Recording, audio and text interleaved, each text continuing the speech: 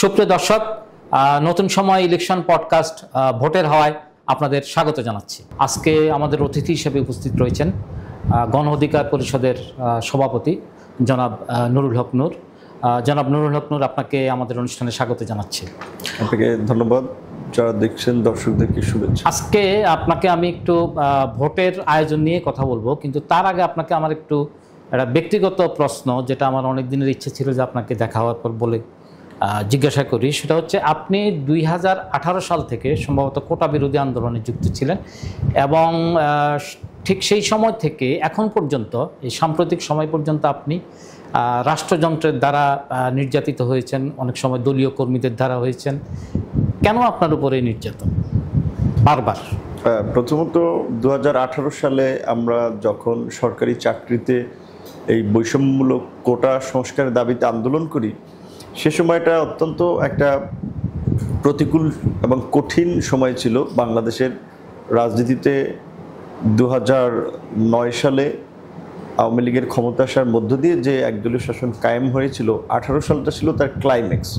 সেই সময় আসলে আমাদের বলতে গেলে উত্থান, এবং বলা চলে যে শেখ হাসিনার 1.5 দশকের মধ্যে ওই কোটা সংস্কার আন্দোলনের মাধ্যমেই আমরা তাকে কিছুটা জনগণের দাবির কাছে নতি স্বীকার করতে বাধ্য করেছিলাম, যার ফলে আওয়ামী লীগের এবং শেখ হাসিনারও কিন্তু একটা ব্যক্তিগত রোষানল আমরা পড়েছিলাম। কারণ বলা হয় থেকে যে শেখ হাসিনা ব্যক্তি হিসেবে খুব প্রতিশোধ পরায়ণ ছিলেন। আপনি জানেন যে শেখ মুজিবুর রহমানের হত্যাকাণ্ডে জড়িত একজনকে নাকি তিনি কারাগারে ঢুকে গলা কেটে হত্যা করেছেন, ফাঁসির অপেক্ষাও করেন নাই।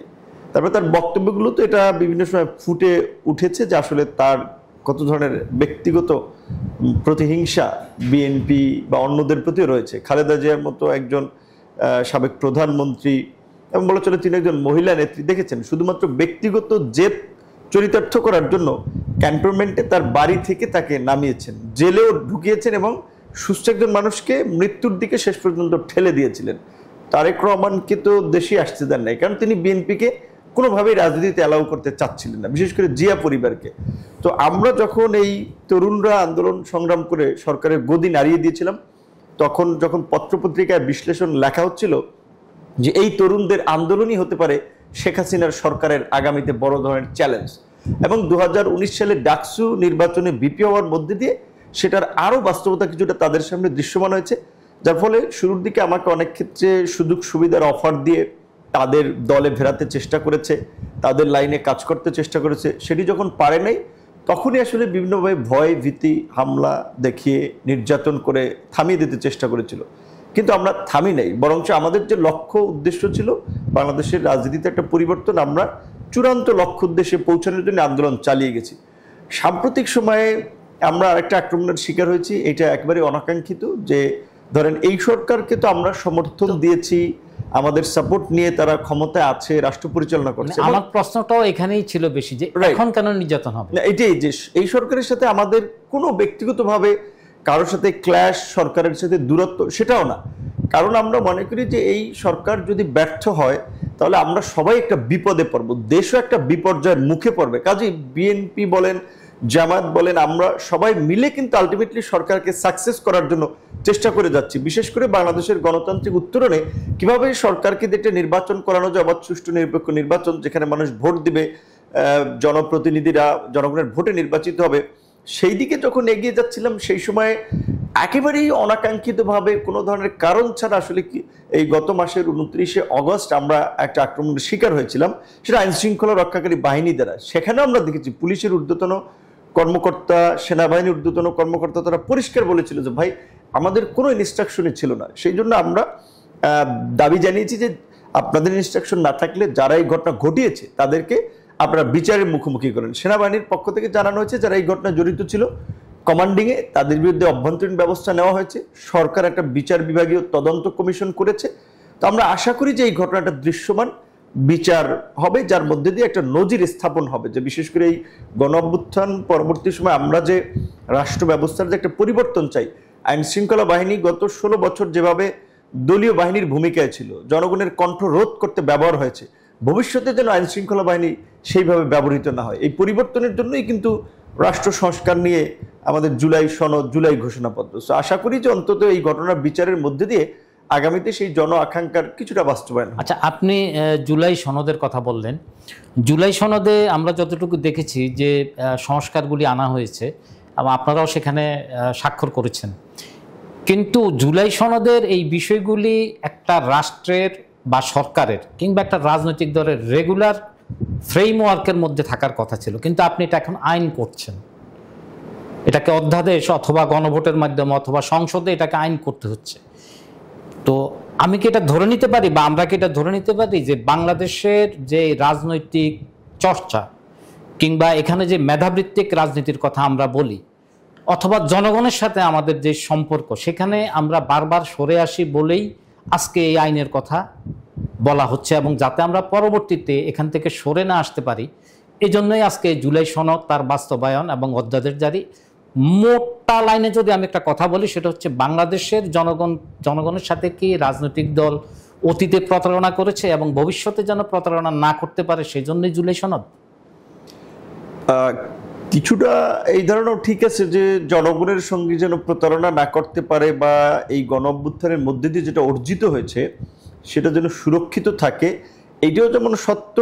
আবার রাষ্ট্র ব্যবস্থার মৌলিক কিছু পরিবর্তনটা জরুরি হয়ে পড়ছে। সেই জায়গা থেকে রাজনৈতিক দলগুলো আমরা দেখেছি যে ক্ষমতায় গেলে তারা ক্ষমতাকে পাকাপোক্ত করার জন্যই যত ধরনের আইন এবং নিয়ম নীতি করে থাকে। তো এই গণ অভ্যুত্থানের পরে এটা একটা মিনি পার্লামেন্ট বলতে পারেন, গণপরিষদ, যেখানে বিভিন্ন রাজনৈতিক দল একত্রে বসে বিভিন্ন ইস্যু নিয়ে আলাপ আলোচনা করে শেষ পর্যন্ত মৌলিক কিছু বিষয় একমত হয়েছে যে আগামীর নতুন বাংলাদেশ বিনির্মাণে এগুলোর ইমপ্লিমেন্ট দরকার। সেই বিষয়গুলো যেন একটা শক্ত ভিত্তির উপরে দাঁড়িয়ে থাকে, কেউ যেন চাইলেই পরিবর্তন করতে না পারে, সেই জন্য এটার একটা আইনি ভিত্তি দেওয়ার দাবিটা উঠেছে। এবং কিছু বিষয় আছে, ধরেন আমরা রাজনৈতিক দলগুলো আপনার সংঘাত সহিংসতা থেকে দূরে থাকব, সকলে একটা সহনশীল সম্প্রীতির রাজনৈতিক পরিবেশ আমরা বজায় রাখবো, এইটা যেমন একটা রাজনৈতিক সমঝোতার বা রাজনৈতিক অঙ্গীকারের বিষয়। আবার ধরেন কিছু বিষয় আছে সংবিধানে অন্তর্ভুক্ত করতে হবে, যেমন আমাদের বিদ্যমান পার্লামেন্ট যেটা আছে সেটার আমরা সিস্টেমটার পরিবর্তন করতেছি এই জুলাই সনদের মাধ্যমে। আমরা দ্বিকক্ষ বিশিষ্ট পার্লামেন্টের কথা বলছি, অর্থাৎ বাইরের দেশে যেমনি উচ্চকক্ষ, নিম্নকক্ষ, আপার হাউস, লোয়ার হাউস থাকে, সেইভাবে আমাদেরও দ্বিকক্ষ বিশিষ্ট সংসদ হবে। সংসদ সদস্য হবে 500, 100 উচ্চকক্ষে, 400 নিম্নকক্ষে। এই পরিবর্তনগুলোর জন্য কিন্তু সংবিধানের পরিবর্তন প্রয়োজন হবে।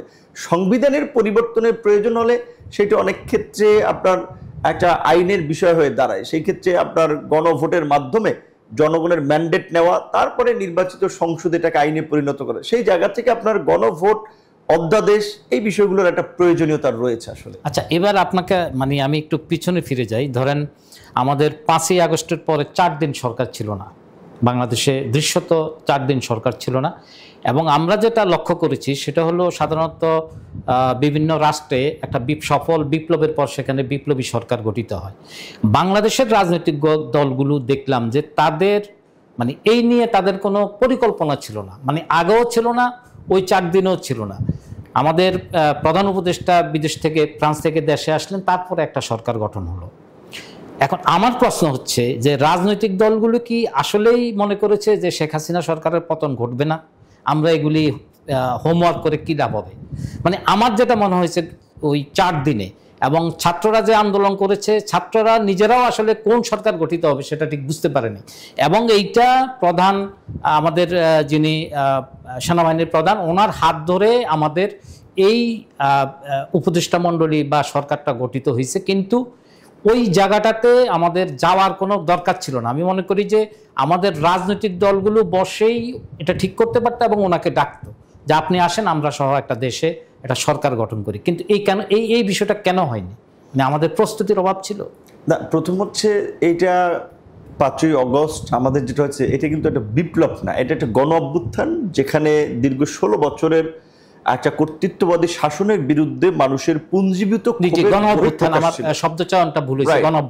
যে আপনার পুঞ্জীভূত ক্ষোভের একটা বহিঃপ্রকাশ। না, এখন এটা অনেকে বিতর্ক করছে, লেখালেখি করছে যে এটাকে আমরা বিপ্লব বলবো না, গণ অভ্যুত্থান। এটা গণ অভ্যুত্থান বলা হয়। কারণ বিপ্লব হচ্ছে একটা সংগঠিত শক্তির মাধ্যমে একটা বড় ধরনের পরিবর্তন হয়, এবং ওই সংগঠিত শক্তি ওই বিপ্লবের পরে তারা রাষ্ট্র কিংবা সমাজের নিয়ন্ত্রণ নেয়।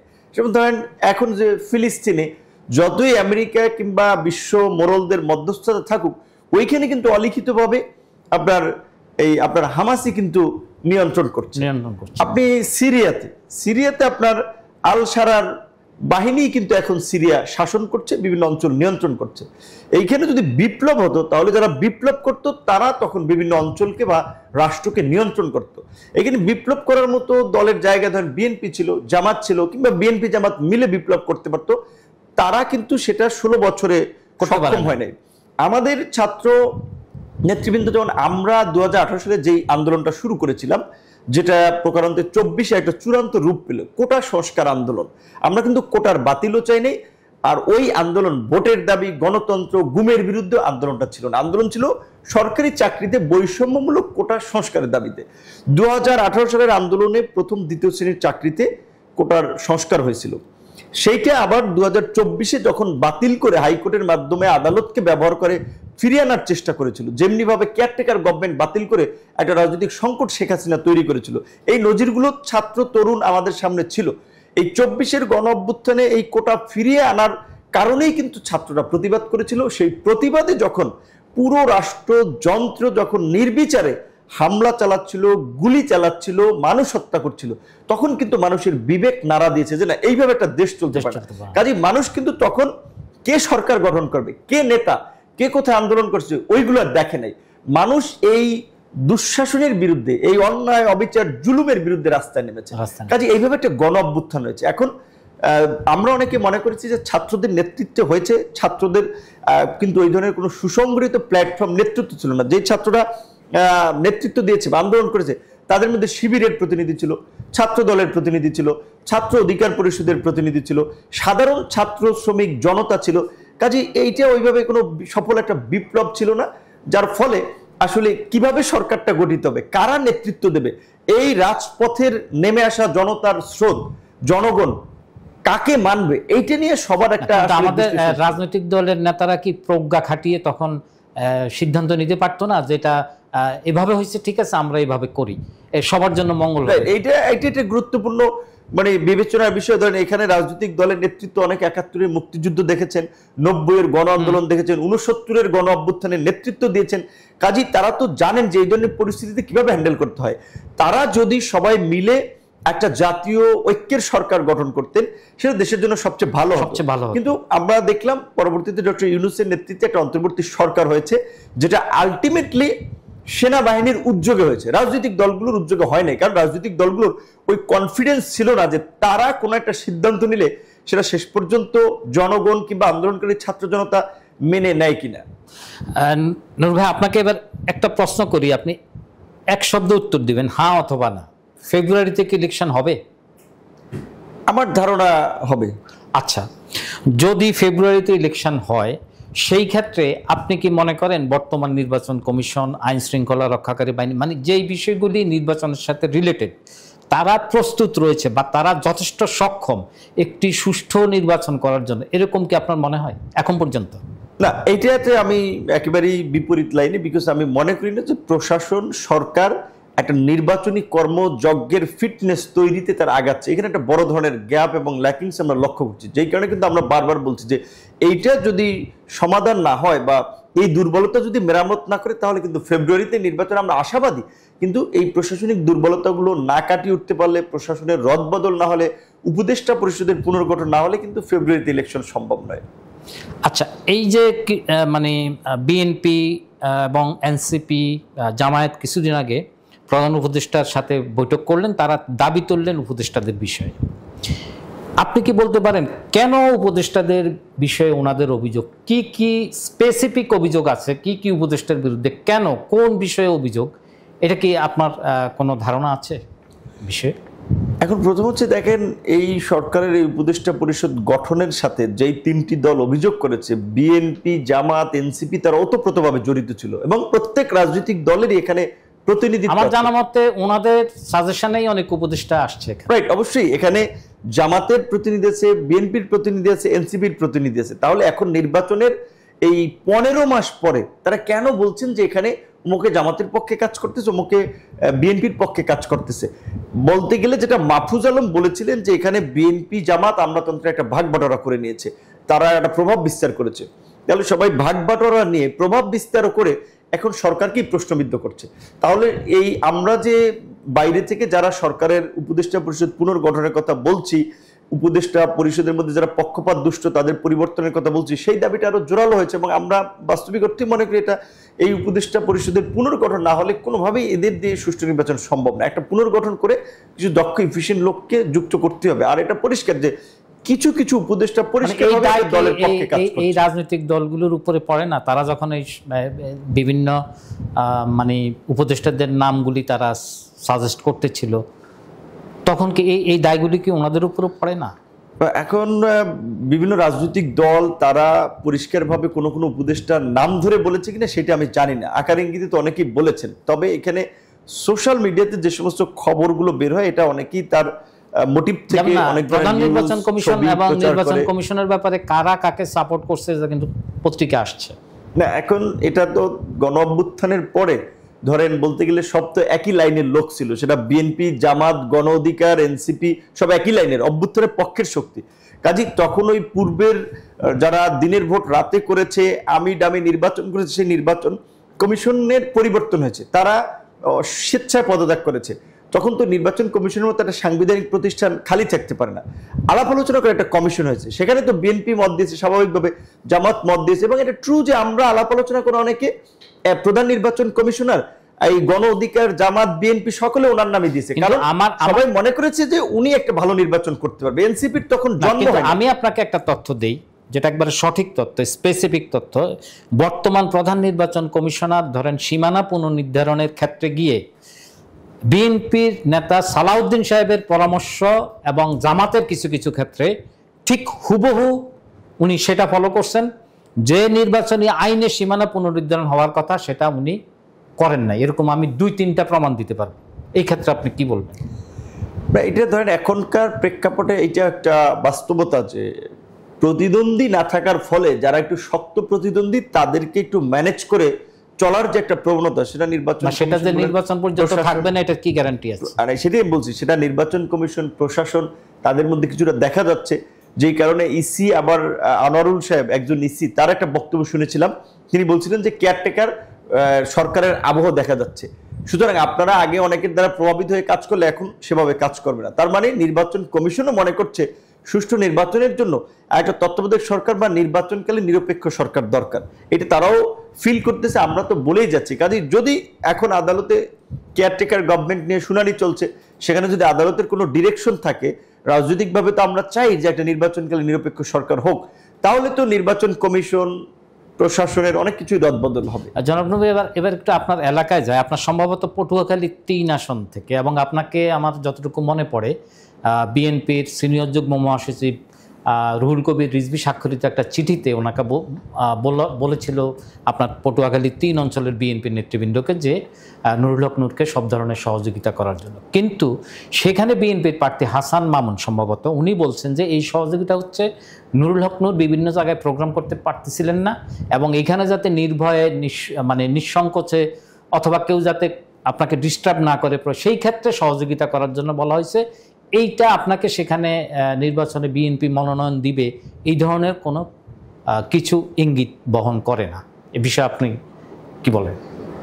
প্রথমত বিএনপি, গণ অধিকার, গণতন্ত্র মঞ্চ, এরকম প্রায় 31টি দল ও জোট এই ফ্যাসিবাদের আমলেই কিন্তু সরকার ও শাসন ব্যবস্থা পরিবর্তনের এক দফা দাবিতে আন্দোলন করেছে, যুগপৎ আন্দোলন যেটা বলে। জামায়াতও সেখানে যুগপৎ কর্মসূচিতে ছিল, এবং সেইখানে একটা ঘোষণা ছিল বিএনপির যে আমরা এই ফ্যাসিবাদের পতনের পরে এই 31 দফা যেটা সবাই মিলেমিশে দিয়েছে, এর ভিত্তিতে রাষ্ট্র পুনর্গঠনে আমরা একটা জাতীয় সরকার করব। এটা বিএনপি আমাদের সাথে আলাপ আলোচনা করে দিয়েছে।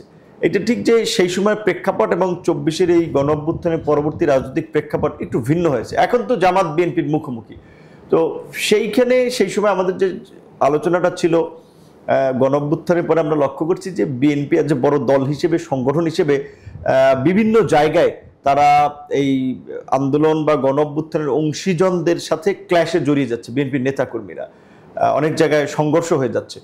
তখন আমরা আমাদের অভ্যন্তরীণ এক্সটার্নাল ইন্টারনাল আলোচনায় বিএনপির শীর্ষ নেতৃবৃন্দকে আমরা বলেছি যে এটা চললে শরিকদের সাথেই যদি বিএনপি নেতাকর্মীরা আচরণ করে তাহলে তো এতে অন্যরা শঙ্কিত হবে, আগামীতে নির্বাচন হবে, সেই নির্বাচনের এখনো নিশ্চয়তা নাই। তো এই অবস্থা চলতে থাকলে তো অনেকেই বিএনপির কাছ থেকে সরে যাবে। তো তখন তারা আমরা দেখেছি 6টা চিঠি শুরু ছিল আমার এলাকায়, মান্না ভাই, আমার সেক্রেটারি রাশেদ ভাই, রব ভাই, এরকম কয়েকটি এলাকায়।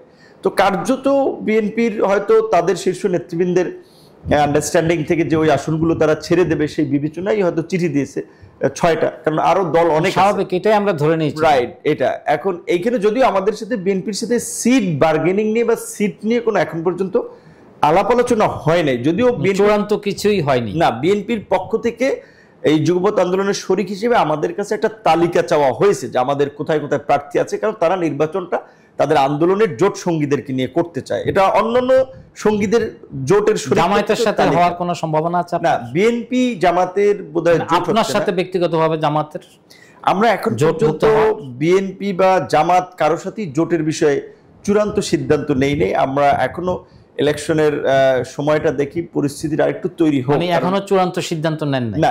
জামায়াত থেকে কি কোনো প্রস্তাব আপনাদের? হ্যাঁ, জামায়াত তো চায় আমরা জামাতের সাথে জোট করি। তো আমরা ভাবতেছি যে আমরা কোন দিকে যাব, একটা কি বিষয় করব। নিশ্চয়ই খেয়াল করেছেন, আরপিও সংশোধনের মাধ্যমে বলা হচ্ছে যে আপনি জোটের যেই মূল যে দল তার প্রতীকে ভোট করতে পারবেন। এটা কিন্তু খুব ভালো একটা আমি মনে করি পদ্ধতি এবং একটা ভালো সূচনা হতে পারে, কারণ ধরুন বাংলাদেশে প্রায় 55টা দল নিবন্ধিত। এর মধ্যে দেখবেন ওই আগেও ছিল নৌকার ধানের শীষের বাইরে অন্য দলের মার্কা নির্বাচন কমিশনের গেজেটে জয়লাভ করেছে, এরকম ভাবে খুব একটা নাই। তাহলে এই দলগুলোর নিবন্ধন নেওয়ার কি দরকার? তারা নৌকা ধানের শীষের সাথে রাজনীতি করুক। আর যদি তার দলের একটা দল করে নিবন্ধন নেয় তাহলে তার মার্কায় নির্বাচন করা উচিত, সংসদে যাওয়া উচিত। জোট করলে হচ্ছে কি আপনি প্রার্থী দেবেন না, এখানে আমার দলের প্রার্থী থাকবে। আমরা যদি 5টা দল মিলে জোট করি, এখানে আমার প্রার্থী থাকবে, ওইখানে আপনার প্রার্থী থাকবে, এই ধরনের একটা সমঝোতা হতে পারে। সেই ক্ষেত্রে নির্বাচন কমিশন এবার যেটা করেছে যে জোট করলে আপনার নিবন্ধিত দল তার নিজের মার্কা নির্বাচন করবে। এটাকে আমি একটা ভালো। আপনার আসনে সম্ভবত গোলাম মাওলা রনি সাহেব নিয়ে আলোচিত ব্যক্তি বাংলাদেশের, বিশেষ করে অনলাইন, ইউটিউবে, ফেসবুকে।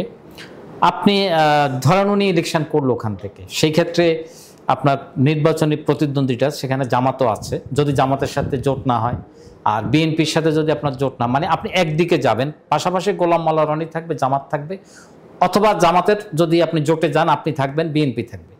আপনি কি ত্রিমুখী প্রতিদ্বন্দ্বিতার আশা করছেন নাকি আপনার? আমি প্রকৃত অর্থে যেটা বলে আপনার প্রতিযোগিতাবিহীন বিজয়ে আসলে কোনো আনন্দ পাওয়া যায় না। আমি চাই যে একটা ভালো প্রতিদ্বন্দ্বিতার মধ্যে দিয়ে একটা নির্বাচন হোক, এবং আমার দৃঢ় বিশ্বাস আছে যে আমার এলাকার মানুষ আমাকে সমর্থন করে, ভোটের মাঠে সেটা তারা প্রয়োগ করবে। তো আমি চাই যে বিএনপিরও প্রার্থী থাকুক, জামাতেরও থাকুক, অন্যান্য সব দলের থাকুক। গোলাম মাওলা রনি ভাই আমার আগেই ওই আসন থেকে এমপি হয়েছিলেন, তিনি সম্ভবত ওই এলাকা থেকে নির্বাচন করবেন না, এবং আমি তার ব্যক্তিগতভাবেও তার দোয়া এবং শুভকামনা আমার যদি করে আর কি, না করে তো নাই। কারণ আমি ডাকসুর রাজনীতি তো শেষ বলে, রাইট, আমি ডাকসুর বিপি হওয়ার পরে তার ভেরিফাইড সোশ্যাল মিডিয়ার ফেসবুক পেজে তিনি পোস্ট দিয়েছিলেন যে ফিউচার পার্লামেন্টারিয়ান অফ এই পটুয়াখালী 3, এবং আমি যত রনি ভাই নির্বাচন করবে না। তারপর করলে এইটুকু আমি কনফিডেন্স আছে যে গত 7-8 বছরে এলাকার যে মুভমেন্ট এবং জাতীয় রাজনীতিতে আমার যে পরিচিতি, অবস্থান, ত্যাগ এবং মানুষের জন্য যতটুকু করতে পেরেছি, মানুষের একটা আবেগ, অনুভূতি, ভালোবাসা আছে। এবং সবচেয়ে বড় কথা হচ্ছে গত এই 1.5 বছরে বা 15 মাসে অনেক রাজনৈতিক দল এবং রাজনৈতিক দলের নেতারা এমপি মন্ত্রী না হয়েও কিন্তু এলাকায় আধিপত্য বিস্তারে তার নেতা কর্মীদের দ্বারা একটা ব্যাপক উৎপাত তৈরি করেছেন, যাতে মানুষ অসন্তুষ্ট। সেই জায়গা থেকে গণ অধিকার পরিষদের কোনো নেতা কর্মীর নামে এই ধরনের অভিযোগ নেই। এটাও আমাদের জন্য একটা অ্যাডভান্টেজ। সেই দিক থেকে আমি আশাবাদী যে ওখানে শত প্রার্থী থাকলেও তার মধ্যে থেকে ইনশাআল্লাহ আমরা আশাবাদী। ধরেন আপনি সেখান থেকে নির্বাচনে বিজয়ী হয়ে আসবেন, কিন্তু আপনাকে কেন ওই অঞ্চলের মানুষ কোন বিবেচনায় কেন বিজয়ী করবে? এক নম্বর হচ্ছে যে ধরেন ওই অঞ্চলে বা ওই আসনে কোনো জাতীয় নেতা নির্বাচন করতেছে না। আমি বয়সে ছোট হতে পারি, কিন্তু আমি তো একটা দলের প্রধান, এবং আমি অন্য দলের যোগ দেইনি, নিজে একটা দল প্রতিষ্ঠা করেছি, ওই মাটির সন্তান। আমি দীর্ঘ 28 বছর পরে ডাকসুর বিপি হয়েছি একটা প্রতিকূল সময়ে। সেই থেকে এখন পর্যন্ত এলাকার মানুষ যখন ধরেন ঢাকায় অনেকে চিকিৎসা নিতে আসে, এসে একটা বিপদে পড়ে, আমার জায়গা থেকে কিন্তু আমি সাপোর্ট করার চেষ্টা করে থাকি। এলাকার মানুষের যে অভিযোগ, একটা চর অঞ্চল এবং কৃষি প্রধান অঞ্চল হিসেবে তরমুজ চাষ করতে গেলে তাদের কাছ থেকে চাঁদা নেওয়া হয়, মাছ ধরতে গেলে তাদের কাছ থেকে চাঁদা নেওয়া হয়, ফসল উৎপাদন করতে গেলে তাদের কাছ থেকে পয়সা নেওয়া হয়, এবং মানুষকে একটা জিম্মি করে রাখা হয় অনেক ক্ষেত্রে রাজনৈতিক নেতৃবৃন্দ, এটা বিভিন্ন দলের নেতৃবৃন্দ। তো আমি অন্তত মানুষ প্রত্যাশা করে যে ভিপি নূর একটা পরিচ্ছন্ন মানুষ, জাতীয় রাজনীতিতে তার একটা ইমেজ আছে, অবস্থান আছে, কাজে সে যদি এলাকা থেকে নেতা হয় আমরা কিছুটা নিস্তার পাবো। প্লাস হচ্ছে আমাদের যে কানেক্টিভিটি বা যোগাযোগ আছে, আমাদের যে পরিচিতি আছে, আজকে বাংলাদেশের এই সরকারের উপদেষ্টা থেকে সচিব বলেন, প্রশাসনের ঊর্ধ্বতন কর্তৃপক্ষ বলেন, আমরা যদি কাউকে একটা কোনো কাজের জন্য ফোন দেই, আমরা যদি বলি, কেউ আমাদেরকে রিফিউজ করতে পারবে? তো আমাদের তো এই অবস্থানটা আছে, তো এই অবস্থানটাকে যদি কাজে লাগিয়ে আমরা এলাকার জন্য কিছু করতে পারি, সেটা তো এলাকার মানুষের জন্য আরো ভালো হবে। তো জনপ্রতিনিধি না হলে তো আমি সেটা ব্যক্তিগতভাবে করতে পারবো না। আমার মনে হয় এই সমস্ত দিকগুলো বিবেচনায় এলাকার মানুষ অবশ্যই অন্যদের থেকে আমাকে এগিয়ে রাখবে। আমরা একটু শেষের দিকে চলে আসছি। আপনাকে একটু সাম্প্রতিক সময় আপনি একটা মন্তব্য করেছেন, এই বিষয়ে আমি একটু জানতে চাই। সেটা হচ্ছে আপনি বলেছেন যে এনসিপির যে প্রোগ্রাম হয়েছে বড় বড় সবগুলোতেই শিবিরের লোকজন সেখানে সাপোর্ট দিয়েছে, তাদেরকে বিভিন্নভাবে সহযোগিতা করেছে। কিন্তু এখনকার যে পরিস্থিতি, যে ডাকসু নির্বাচনের পরে, বিভিন্ন ইউনিভার্সিটি নির্বাচনের পরে আপনার এনসিপির যে ছাত্র সংগঠন তাদের সাথে কিংবা সরাসরি এনসিপির সাথে জামাত এবং শিবিরের সম্পর্কটা খারাপ হয়ে গেছে। কি কারণে এটা খারাপ হলো, কেন, মানে এই খারাপ হওয়ার পিছনে মূল কারণটা কি? মানে এটা তো কিছুদিন আগেও ছিল না, আমরা যতটুকু জানি। গণঅভ্যুত্থানের সময়, এটা ঠিক যে সময় থেকে এবং তার পূর্বে আমরাও যখন ইন্ডিভিজুয়াল হিসেবে বিভিন্ন আন্দোলন সংগ্রাম করেছি, প্রকৃত অর্থে আমাদেরকে বিরোধী দল হিসেবে বিএনপি, জামাত অনেকে সাপোর্ট করেছে, সহযোগিতা করেছে। এই গণঅভ্যুত্থানে পরিচিত নেতৃবৃন্দ যারা আছে তাদেরকে আন্দোলন থেকেই প্রকৃত অর্থে জামায়াত এবং শিবির সহ অনেকেই তাদেরকে সহযোগিতা করেছে।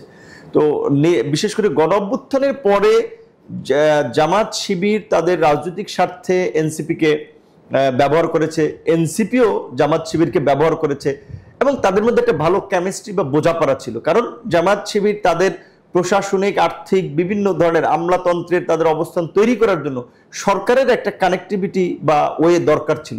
সেটা এনসিপির যেহেতু সরাসরি উপদেষ্টা ছিল, প্রধান উপদেষ্টা বিশেষ সহকারী ছিল, কাজে জামাত সেটাকে ব্যবহার করেছে, পলিটিক্যালিও তারা হয়তো একটা জায়গা তৈরি করেছে। এখন দেখা যাচ্ছে যে শেষ দিকে বিশেষ করে জামাতের প্রত্যাশা ছিল যে এনসিপি তাদের সাথে একটা জোট করবে বা তাদের সাথেই থাকবে, কিন্তু তারা জোট করা বা সাথে থাকা তো দূরের কথা, তারা যেভাবে জামাত শিবিরের সমালোচনা শুরু করলো, এবং সেটা রীতিমতো একটা তাদের জন্য বিব্রতকর পরিস্থিতি, না বলা চলে এটা হাটে হাড়ি ভাঙার মতো, যে এই জামাতের যে পিআর পদ্ধতির আন্দোলনকে এনসিপির প্রধান নাহিদ বলছে এটা একটা পরিকল্পিত প্রোপাগান্ডা, এবং এই গণ অভ্যুত্থান বা জুলাই সনদ বাস্তবায়নের আন্দোলন বা চাপ তৈরি করার বিষয়টা আলোচনা হচ্ছিল নাকি, সেটাকে জামাত কনভার্ট করেছে তার রাজনৈতিক স্বার্থে। এটা নাহিদ ইসলামের অভিযোগ, যার ফলে এখন জামাতও খেপেছে, যে কারণে জামাত বলেছি যে আপনার এই অল্প কয়েক মাসে জন্ম নিয়ে বাপের সাথে পাল্লা দিতে এসে, তো সেই ক্ষেত্রে পরিস্থিতিটা কেমিস্ট্রি থেকে একটা ভালো দূরত্বের তৈরি হয়েছে। তবে আমরা এটা প্রত্যাশা করি না, আমরা চাই গণ অভ্যুত্থানের শক্তি সময়ের মধ্যে পারস্পরিক সম্মান সমঝোতার মধ্যে দিয়েই একটা রাজনৈতিক পরিবেশ থাকুক, যার মধ্যে দিয়ে আমরা আগামীতে একটা স্থিতিশীল, নিরাপদ এবং উন্নত বাংলাদেশ গড়ে তুলতে পারবো। আমার সর্বশেষ প্রশ্ন সেটা হচ্ছে যে বর্তমান ইন্টারিম গভর্নমেন্ট বা যেটাকে আমরা অন্তর্বর্তী সরকার বলি, এইখানে বিএনপি এবং জামাতের এবং এনসিপি এই তিনটা দলের কতটুকু চাপ রয়েছে, এবং এই চাপ মোকাবেলায় কি আপনি মনে করেন যে বর্তমান অন্তর্বর্তী সরকার এই চাপ মোকাবেলা করে সঠিকভাবে তাদের কাজকর্ম করতে পারছে, অথবা তাদের চাপের কাছে নতি স্বীকার হয়ে কিছু কিছু সিদ্ধান্ত নিচ্ছে? এটা 100% শুরু থেকেই চাপের কাছে সরকার নতি স্বীকার করে কিছু সিদ্ধান্ত নিতে হচ্ছে, সেটা ধরেন বিএনপি হোক, অন্য দলের হোক। আর নতি স্বীকার করা কিংবা কম্প্রোমাইজ করা, বলেন কম্প্রোমাইজ করাটা সময়ের প্রেক্ষাপটে প্রয়োজনও হয়, তবে এখন যদি ওনারা ওই পথে হাঁটেন তাহলে তো ওনারা নির্বাচন করতে পারবেন না। তো আমার ধারণা এখন অন্তত ওনারা ওই পথটা থেকে ফিরে আসবেন বা ওই পথটা পরিহার করবেন, কারণ নির্বাচনের সময়টাতে যদি ওনারা মেরুদণ্ড সোজা করে না দাঁড়াতে পারেন তাহলে তো একটা প্রশ্নবিদ্ধ নির্বাচন হবে, আর একটা প্রশ্নবিদ্ধ নির্বাচন হলে বাংলাদেশ নতুন করে সংকটে পড়বে। যেই ভোট এবং নির্বাচনের কারণে গত 16 বছরে ফ্যাসিবাদ তৈরি হয়েছে, যেই ভোট এবং গণতন্ত্রের জন্য আমরা একটা লড়াই করলাম, সেই লড়াইয়ের পরে অন্তর্বর্তীকালীন সরকার হলো, সেই সরকার নেতৃত্ব দিলেন ডক্টর ইউনূস, তার মতো একজন আন্তর্জাতিক সম্মানিত সমাদৃত ব্যক্তি। ভালো একটা নির্বাচন না হলে কিন্তু বহির্বিশ্বে তারও সম্মান থাকবে, এবং এই উপদেষ্টাদের পরিস্থিতিও কিন্তু খারাপ হবে। যেমন অতীতের নির্বাচন কমিশন যারা আমি ডামি রাতের নির্বাচন করেছে তাদের গলায় গামছা পরাইছে না, জুতার মালা পরাইছে না। বাংলাদেশের ইতিহাসে প্রধান বিচারপতি পালিয়ে গেছে, বাইতুল মোকাররমের ইমাম সাহেবও পালিয়ে গেছে। কাজে আজকে যদি ওনারাও এই ধরনের কোনো একটা মানে ল্যাপসেপ দিয়া জোড়াতালি দিয়া নির্বাচন করে পার পেতে চান, সেটা কিন্তু ওনারা পাবেন না। কাজেই ওনাদের নিজেদের স্বার্থে, দেশের স্বার্থে ওনাদেরকে একটা ভালো নির্বাচনের দিকে যেতে হবে। তার জন্য এতদিন যা হয়েছে এখন ওনাদের মেরুদণ্ড শক্ত করেই দাঁড়াতে হবে। ধন্যবাদ জনাব নুরুল হক নূর আমাদের আজকের আয়োজনে আপনার মূল্যবান সময় দেওয়ার জন্য। সুপ্রিয় দর্শক, আজকে আয়োজনে আমরা এখানে শেষ করছি। ভবিষ্যতে অন্য একটি প্রোগ্রাম আপনাদের সাথে দেখা হবে। আল্লাহ হাফেজ।